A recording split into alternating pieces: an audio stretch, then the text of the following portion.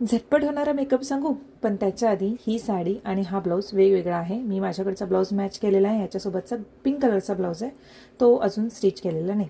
सगळ्यात तर अगोदर हे रॅनीचं मी फिल्टरवालं जे एक छान असं प्रायमर आहे ते वापरलं. पोअर्स अगदी इनविजिबल करतं.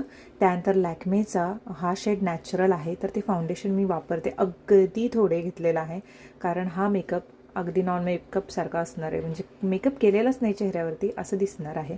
तुम्ही बघू शकता, एंडिंगला तुम्हाला कळेल. फक्त जिथे जिथे मला वाटतं की अरे हां हे थोडंसं डार्क दिसतो एरिया, तर तिथे मी चेहऱ्यावरती अप्लाय करते. आणि तुम्ही बघताय खूप छान स्प्रेड होतं हे लॅक्मेचं फाउंडेशन. मला पहिल्यापासून आवडतं.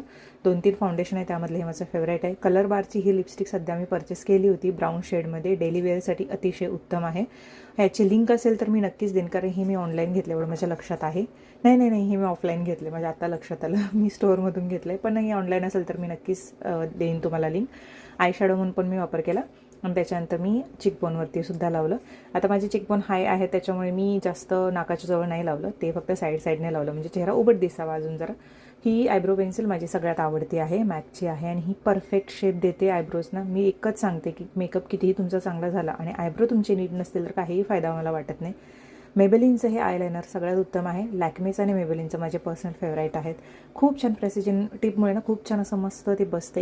एका स्वाईपमध्ये ना मस्तपैकी असं दिसून येते म्हणजे आयलायनर ॲप्लिकेशन आपलं. मी जी नेसली ती pure handloom Maheshwari cotton silk sari आहे आणि ही माझ्या कलेक्शनमधली आहे. नवीनच आहे. कलर थोडंसं कॉम्बिनेशन वेगळं केलं आहे. सो तुम्हाला कसा वाटला व्हिडिओ हे मला कमेंट सेक्शनमध्ये नक्की सांगा.